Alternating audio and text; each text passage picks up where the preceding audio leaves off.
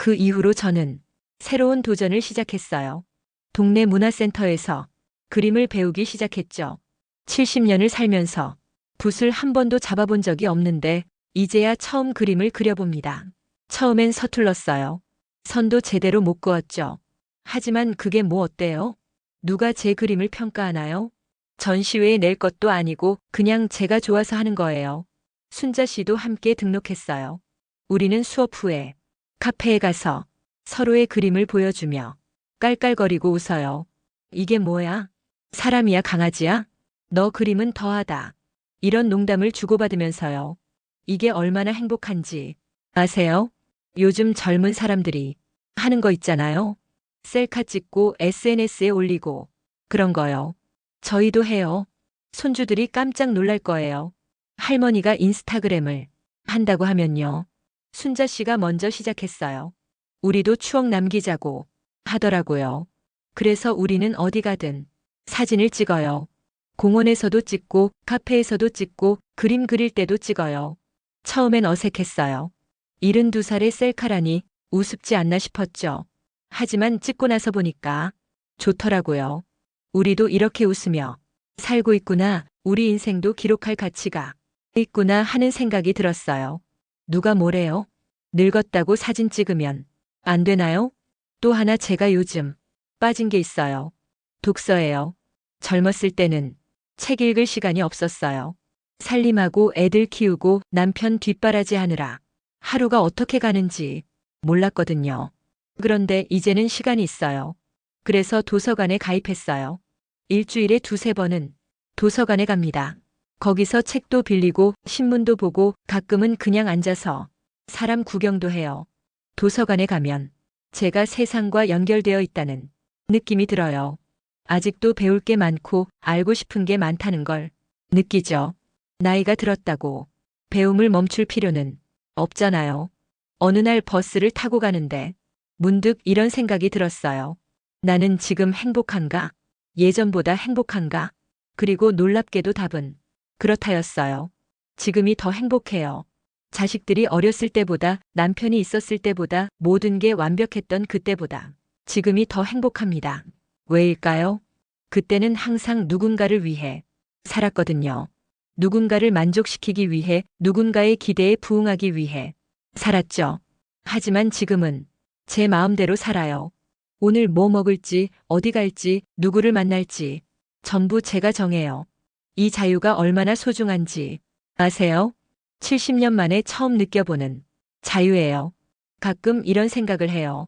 만약 제가 40년 전으로 돌아간다면 어떻게 살까? 똑같이 살까? 아니요, 절대 아니에요. 저는 제게 말하고 싶어요. 40살 나한테요. 당신은 당신 것이 아니에요. 당신은 당신 인생의 주인공이에요. 가족을 사랑하되 당신 자신을 잃지 마세요. 좋은 엄마가 되려고 애쓰지 말고 행복한 사람이 되세요.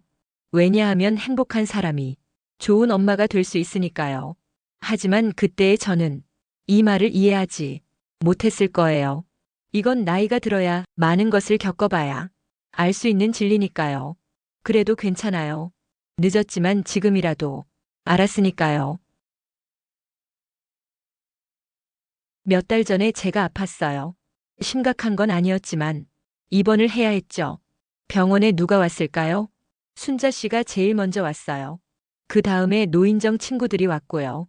영애 씨, 정남 씨, 말자 씨 모두 병실에 찾아와서 저를 걱정해 줬어요. 순자 씨는 매일 와서 병실을 지켰습니다. 밥도 해다 주고 옷도 빨아다 주고 심심하지 않게 이야기도 해줬어요. 제 자식들도 왔어요. 물론이죠. 하지만 하루 보고 갔어요. 엄마 회사 일이 있어서, 엄마 애들 봐야 해서. 저는 이해했어요. 정말로요. 그들도 바쁜데 어쩌겠어요. 하지만 제 곁을 지켜준 건 가족이 아니라 이웃이었어요. 퇴원하던 날 집으로 돌아왔더니 식탁에 음식이 가득했어요. 순자 씨가 미역국을 끓여놨고 영애 씨가 반찬을 해왔고 말자 씨가 과일을 깎아놨더라고요. 그 순간 저는 울컥했어요.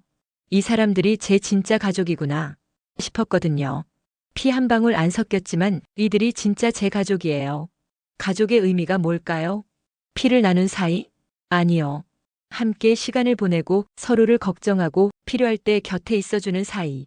그게 진짜 가족이에요. 저는 72년을 살아오며 이제야 가족의 진짜 의미를 알았습니다. 가족은 피가 아니라 마음으로 맺어지는 거예요. 요즘 저는 깨달았어요. 가족보다 먼 사람이 있고 낯선 사람보다 가까운 사람이 있다는 걸요. 그리고 그게 이상한 게 아니라는 것도요. 우리 세대는 가족을 최우선으로 생각하며 살았어요. 가족을 위해서라면 뭐든지 희생했죠. 그게 당연한 거라고 배웠으니까요. 하지만 이제 저는 알아요. 가족도 중요하지만 내 곁을 지켜주는 사람들도 중요하다는 걸요.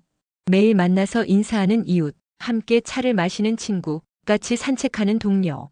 이 사람들이 제 삶을 풍요롭게 만들어줘요. 이들 덕분에 저는 외롭지 않아요.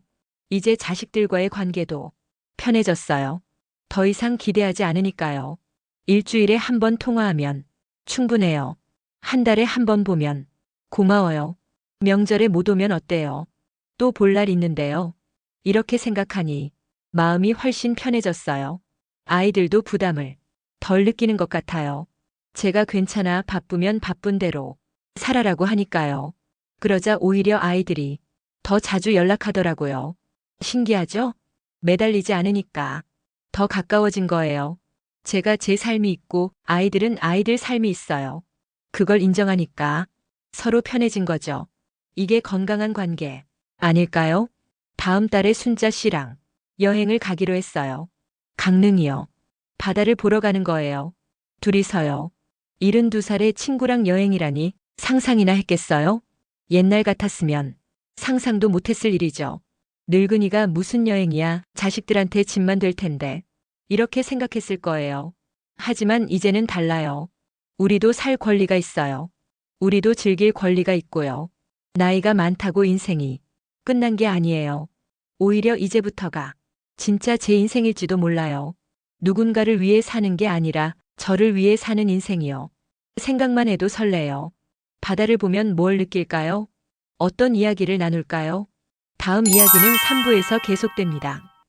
아직 끝나지 않은 당신의 빛나는 인생을 응원합니다. 다음 영상에서는 더 깊은 이야기를 준비하겠습니다. 구독과 좋아요, 알림 설정해 두시면 다음 좋은 이야기도 편하게 만나보실 수 있습니다. 감사합니다.